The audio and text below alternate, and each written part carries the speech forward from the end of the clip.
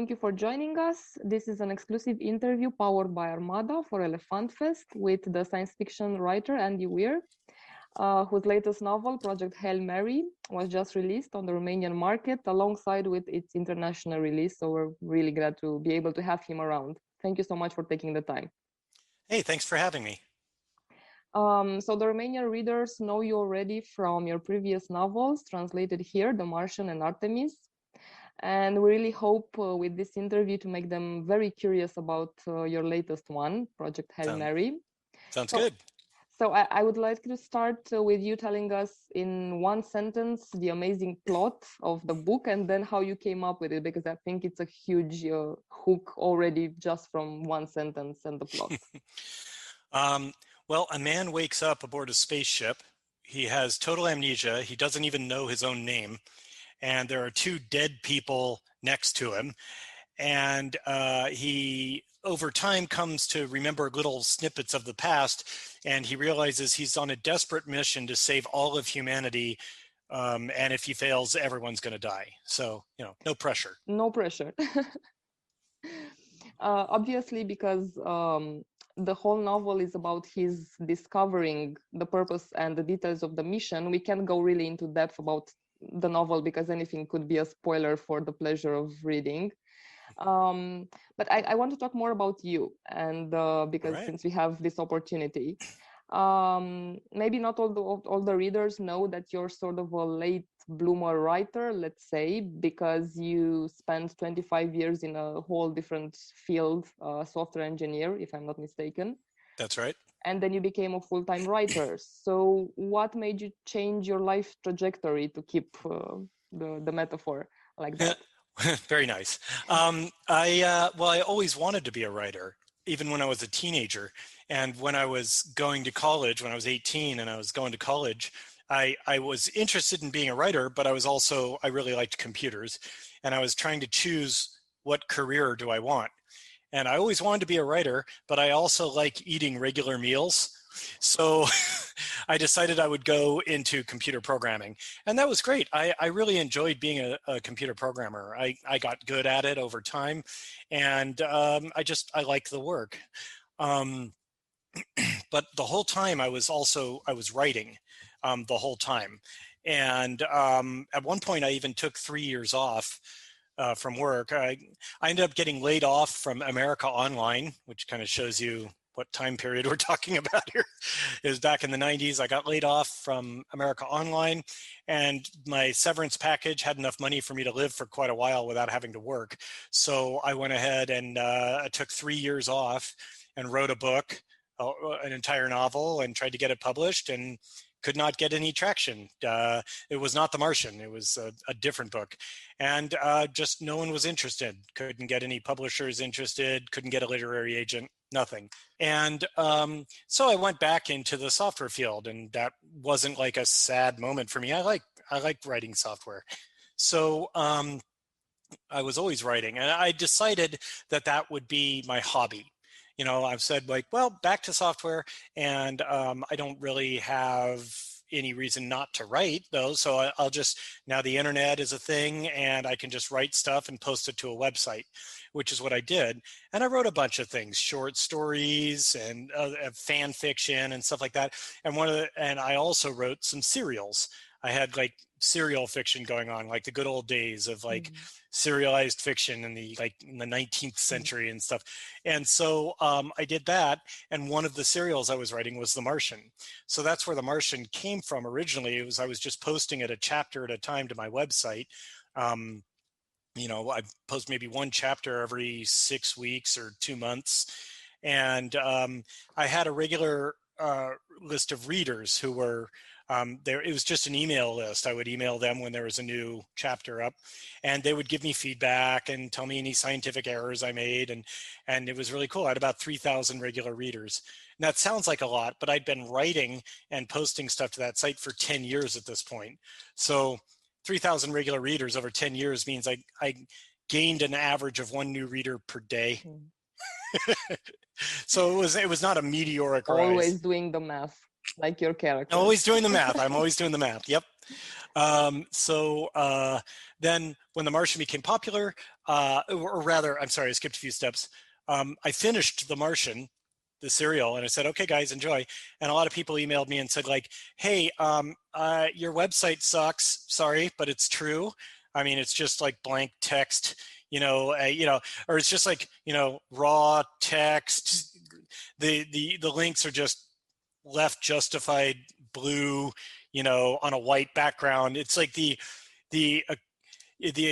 equivalent of a Soviet tractor factory for a website, just starkly functional with like no beauty to it.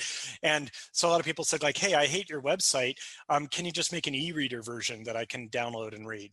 So I did that. I made an e-reader version of the book, posted it to my website. Then other people said like, hey, I love your writing, hate your website. I see that you have an e-reader version. But I'm not very technically savvy, and I don't know how to download a thing from the internet and put it on my e-reader. Can you just post it up to like Amazon or something so that I can get it through their system? And so I did that. Amazon doesn't let you give stuff away for free. So I set the price to the lowest they'd allow, which is 99 cents. And I said, okay, guys, you can read it for free on my website or download the e-reader version for free from my website, or you can pay Amazon $1 to put it on your Kindle for you. And people paid the $1. It's just, people just started buying it, and it got around by word of mouth. And I was getting hundreds of sales a day and then thousands of sales a day. And then it got to #1 in the Kindle stuff. That caught the attention of print publishers. So I got a book deal. That caught the attention of Hollywood. So I got a film deal. The book deal and the film deal were 4 days apart. So that was a stressful week. And kind of, the rest. Yeah, the rest is history. The rest is history, yeah. So I guess if we were to talk about science fiction literature, I think there's a holy trinity, which is composed by the plot, the science, and the characters. So in which order do they develop in your creative process? That's a really good question. I would say the science is what I start with, because almost all of my stories started off with me speculating on some aspect of science. For The Martian, I was just sitting around thinking about how could we do a mission to Mars with humans? How can we put people on Mars? And I started, not for a book or anything, I was just saying like, how could we do this? Speculation, like how do we get them there? How do we keep them there? How do we make sure that they don't die if something goes wrong? And that, working on the edge cases of things that could go wrong on that, I was like, oh, this might make a pretty good book, And so that's where The Martian came from. For Artemis, my second book, it takes place in a city on the moon. And that started off with me thinking, I wonder what humanity's first city that's not on Earth is going to be like. Where will it be? Will we have a city in orbit? Probably not, because that means you got to put a lot of mass up into orbit. But if you build a city on the moon or Mars, you can use local materials. You can gather the materials to build your city from the environment, smelt it to make the metal, and then build your city out of that. And I'm like, and the moon is much closer than Mars. I mean, if you were on a football field, soccer field, as we say here, football, as you guys will say there. But if I say football with my American accent, you'll assume I'm talking about American football. So I'll just say soccer, and the viewers can be mad. If you're on a soccer field, and if you're at one goal, and you put Mars at the other goal, then the moon will be 10 centimeters away from you. So that's just the difference in scale. So I said like that for the first city that humans have that's not on Earth is probably going to be on the moon, and speculated about that, and that led to Artemis. And then and for Project Hail Mary, I was thinking about, wouldn't it be cool if we had a fuel for spacecraft that would actually mass convert and turn that mass into light? Then like a few 100 kilograms of fuel is all you need to go to Mars. I mean, it'd be really awesome. And it's physically possible, although we don't have the science to do it right now. So science comes first, then comes plot, because I come up with the ideas for it. And then way last for me comes characters. And I freely acknowledge that characters and character depth and complexity and story arcs for the growth arcs for the characters, that's where I'm weakest. And I'm always working on that. I want to get better at it. But yeah, I'll freely admit that for me is the biggest challenge, the personalities. Well, I mean, it's very interesting to hear you say that characters come last, because you have such strong point of views. I mean, The Martian and Project Hail Mary obviously have two strong voices, and the entire action is through their point of view. Of course, they're in contained situations, let's say alone and trapped, so their entire mental process is actually forwarding the action, which is always really interesting. So if you say that you feel weakest with your characters, I wanted to ask you, besides that, why you choose to write like that, from the very intimate point of view of the protagonist, and not like an impersonal narrator looking down on a gallery of people. By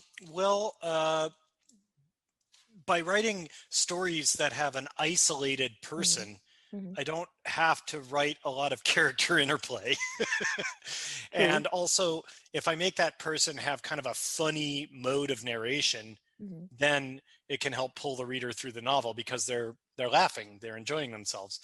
But yeah, I mean, so the characters in my stories can be entertaining and fun, but they certainly lack depth. Like, consider Mark Watney. At the end of the book, you don't know anything about him other than he didn't want to die. And he's kind of a smart aleck, right? He didn't, and at the end of the book, he's exactly the same as he was at the beginning. He doesn't undergo any change or growth or anything as a person. It's not a character-based story. It's a plot-based story. And I tend to be a plot-based writer. Now, that's not by choice. That's just the skill set I have at the moment. And I would like to in the future, maybe Project Hail Mary is an example. We'll see. I would like to make a book that has an awesome plot and awesome characters. And that's what I'm always trying for. So Project Hail Mary, the main character, Ryland Grace, has some depth and complexity, and he has a story arc that he undergoes, a character arc. He changes over the course of the story, and he also, there's some other characters in there that are very interesting that I hope people enjoy. Actually, I mean, now that you say this, I do think that I know Ryland better than I know Mark. Yeah. As a reader. Yeah. That's me trying hard to get better at what I do.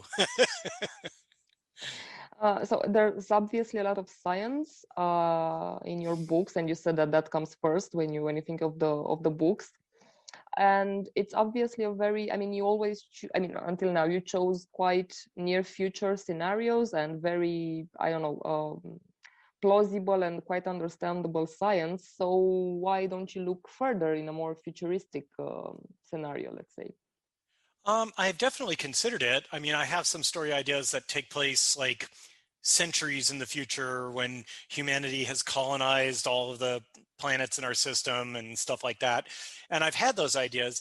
It's just I always work on whatever I think is the coolest idea that I have, right? And Project Hail Mary was just way more interesting to me than any of the other stories that I had in mind. So it's not a definite no, maybe in the future? No, not at all. I definitely, no, it's not a no. And I don't mind, like Hail Mary, for instance, for me is a step way further into the speculative science fiction. Like The Martian is all based on real science. Literally everything in it is stuff that really exists. Artemis is based on, there's only one thing in there that doesn't actually exist. There's this type of fiber optic that ends up being really important to the plot. But even that is a minor step away from, the real world. Everything else in Artemis is just extensions on our real current technology. Like, okay, we can do this, so I'll say that in 50 years we'll be able to do it a lot better or more efficiently or for less money, that sort of thing. But Hail Mary involves, like, I mean, this is not a huge spoiler, and people are talking about this, that there is basically an extraterrestrial microbe, an alien microbe that is breeding on the sun. And it lives, it's called astrophage, which is Greek for a thing that eats stars. It doesn't eat stars, but it lives on the surface of stars in the same way that algae lives in our ocean. And it's breeding out of control so much that the sun's total output is being affected. And that's what's threatening Earth. If the amount of energy we're getting from the sun goes down below a certain point, our whole food chain will collapse and everything will die. And so that's, it's very important that they find a solution to that. And so, I mean, obviously that's a big step into the speculative for me, especially where now I have an alien life form. I mean, I mean, it's not a little green man that says, take me to your leader, but it's still an alien life form. And I can say, because I read the book, that it's fascinating how they get to scientifically know what this entity is. And yeah, they do comment on the fact that it's not a green small person saying hello in English, of course. Well, that's one thing I've always yes, for the Romanian listeners, little green man is it's an idiom in English for an alien. An extraterrestrial alien. Yeah, so like, I guess this interview is going to be listened to exclusively by Romanians who speak English. I hope so, yes. No. I'm joking. It will be translated in any case. Subtitles. Okay, you're going to have subtitles? Yes, you will. So right now, there are subtitles saying right now there are subtitles. That's so meta. I love it. So what sort of research did you have to do for Project Hail Mary? In which fields? Well, I had to research a lot. It was really fun. For me, research is the most fun. I wish I could just do the research, then turn in my findings and people would give me a lot of money, but that's not how it works. They want a book. But yeah, there's a lot of weird research and a lot of weird directions for Project Hail Mary. First off, I had to really understand and do the math on relativistic physics. So, as you travel really, really fast, you experience time dilation and all that other stuff. So that was one thing. I had to study a lot of biology, because I really went into the details of how astrophage functions, like at the molecular level, like what's going on inside that microbe, inside the cell. And I also studied a lot of exoplanet stuff, planets that are around other stars, because all of the planets in this story are real.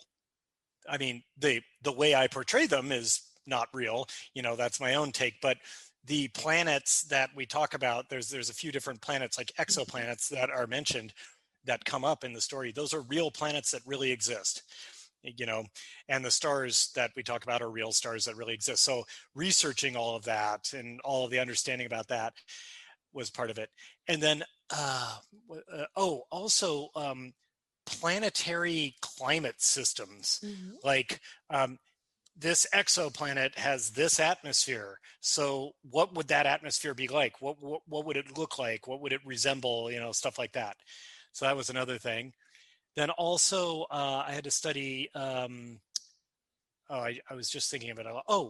The, climatology of Earth, like what would happen to Earth if the amount of sunlight hitting it went down? So there's a lot of really different things that I researched, and it was a lot of fun. Yeah, I mean, it shows that you really had fun, and the book is as funny as all the others, because the characters are funny, and how they talk is funny, how they think is funny, and that helps a lot with the sciencey things, because you get the beautiful mix. How do you manage this humor of yours, which is obviously yours as well as of the characters? Do you ever, I don't know, get an editor tell you that it's a tad too much, like Mark Watney was said by NASA that he's talking too dirty on global television? That's funny, because in the book, it is very rare for my editor to tell me, oh, you're doing too many jokes, because my editor knows the readers love the jokes. So he generally leaves them alone. Although it's funny you mentioned that. In The Martian, in the book, he says, he says, what the F, he swears and stuff. And they say, oh, hey, Mark, what's your language? Everything you're typing is being, it was just typing text. Yeah, and yeah, true. everything Yeah. you're typing is being broadcast Yeah. live. And he says, look, a pair of boobs. And he does like ASCII art of boobs, which is like open parenthesis, period, Y, period, close parenthesis.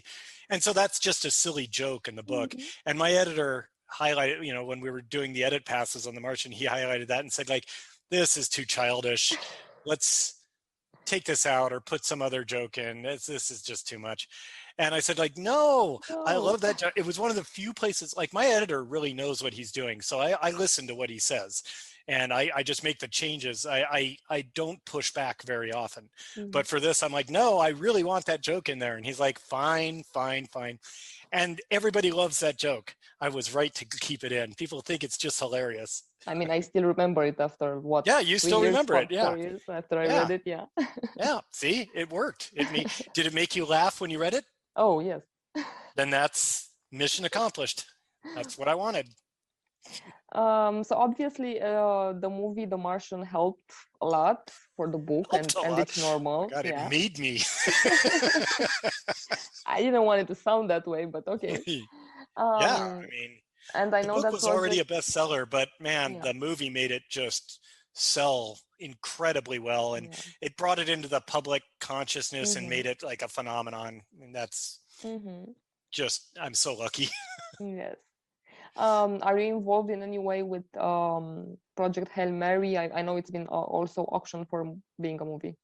Yeah, not just optioned, but actually purchased. It's great. So MGM bought the film rights completely. Yeah. And yeah, we have Ryan Gosling attached to play the lead. We have Phil Lord and Chris Miller set up to direct it. Mhm. Drew Goddard is working on the screenplay right now. Drew Goddard wrote the screenplay for The Martian too, Mhm. so he did a great job. Yeah. And yeah, this time for The Martian, my only job was to cash the check. Like that, I had no duties on the film at all, and they didn't need to talk to me at all if they didn't want to. They chose to. Mhm. They asked me, they used me as sort of a scientific resource. Like they'd ask me science questions. So that was great. On Project Hail Mary, I flexed my muscles a little bit and said, I want to have a percentage, however small, of the box office proceeds. I want Mhm. a percentage of the profits. And most of the studios said, we don't do that for writers, you know? And MGM said, we don't do that for writers, but we do it for producers. So we'll make you a producer. Wow, that's amazing. Yeah. And so I'm actually a producer on this one. I get a small, much smaller share than any of the other producers, but I didn't expect, like each year, I just want like my little piece of the pie. Mhm. But it also means I actually am a producer. So I Yeah. have some say over things. I had final say over the directors and stuff like that. But for the most part, I'm just going to stay out of the way. I've been staying out of the way and letting the producers, the real producers, the actual people who do this for a living, do their jobs. And I'm just going to not be an impediment. I don't want to get in their way. No, but it's great that you'll be in the loop. So what do you make of the fact that science fiction has become so mainstream in the last maybe 10 years, let's say in television, but also in books and bestsellers? To what do you think we owe that? What happened? Well, there's been an uptick in some very specific types of fiction that are science fiction. One of them is like superhero movies, obviously, and they're generally categorized as science fiction, like these comic book movies. And I suppose they are, but they're not exactly what I think of as science Not fiction. really, no. I love them. I love them. Yeah. I really enjoy watching them, but I don't think of them as science fiction. They're comic genre movies, which is fine.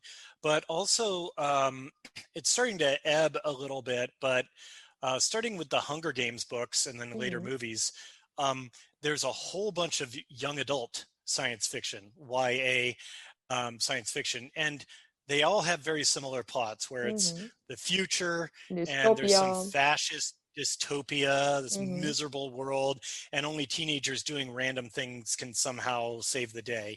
I don't buy into that philosophy. I mean, it's great for fiction, but I don't think that the world is on a downward trend. I think that the world is always getting better. It may not seem like that in the short term, but you pick any year in history and then ask yourself, would you rather live in that year or the year 100 years before? And you will Good choose the later exercise. year. Good Yeah, exercise. you'll choose the later year. Like, I think we can all agree that 2020 sucked, but I would rather live through 2020 again than live through 1920. Yep. Humanity's good. We're good. It's easy to get mired up in the negative news coverage that you see. But remember, news is, by its definition, showing you things that are unusual. They're showing you things that deviate from the norm. There's never a news story about a guy who, like, oh, this guy broke his leg by tripping on the sidewalk, and then strangers helped him get to the hospital. Like, that's not a news story. That's expected human behavior. That's the norm. We are a very cooperative and helpful species. And so we make our life better, and technology helps with a lot of that. As we invent new technology, we put it to use to make our lives better. One thing I like to do at live events is I challenge the audience, come up with any technology that has ever been invented by humanity that has done more harm than good. Try to think of anything. People say, like, well, nuclear bombs. I'm like, well, nuclear power. Nuclear right? power, yeah. Yeah. And, how many coal miners have not died because of all the energy being generated by nuclear power instead of coal? Or how much environmental damage has not been done because of all the energy being generated by, Yeah. This goes right into my last question for you, which was, because you're obviously an optimistic, that's obvious from your books, and you confirmed it right now. I don't have to ask you that. But I wanted to ask you what you're most optimistic about in our future, our near future as a race. Okay. Well, I've got one for you. Please. Here's some optimism for you. We do need it. I have a prediction. Please. I have a prediction. I predict that COVID will be the last pandemic in human history. That we will never have another pandemic. Because people don't realize how amazing our response to COVID was. We, all of humanity, because we got COVID and we didn't just come up with a vaccine. We invented a new field of science for vaccines. The mRNA vaccines are a completely different way of doing things. Now, before this, like 2 years ago and beyond, to make a vaccine for a disease, you needed to breed the disease in a lab over many, many months. It would take you at least 8 or 9 months to make the vaccine at all. And then you have to get FDA approval in the US, whatever, every country has their own approval system.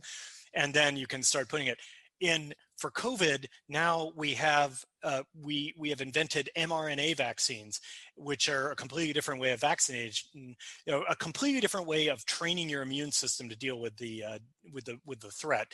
And the amazing thing about it is, now that we have this technology, we'll be using it forevermore. It's not something that only works on COVID. It'll work on literally any disease. And now we don't need an 8 or 9 month run-up time to start handing out vaccines. With mRNA technology, you can create a vaccine within weeks. You can give the lab, here's a sample of the virus, and the lab in like 3 weeks will give you back, here's a vaccine for the virus. So the next time some global pandemic starts up, we're going to smack it down because we have the ability to make the vaccines right away. And so I believe that thanks to this mRNA technology, and also as we go through the decades and centuries, our medical technology is just going to get better and better. We have now experienced the final pandemic in human history. Fingers crossed to that. Thank you so much for taking the time, and I invite everyone to discover Project Hail Mary. I guarantee that it's quite the ride. Read everything. You should buy multiple copies, for your friends, whatever. They look really good in the bookshop. So they do. You should buy the Romanian version and maybe the English version, just for your friends abroad, and then So Project Hail Mary now in every bookshop. Thank you so much, Andy Weir. Thanks for having me.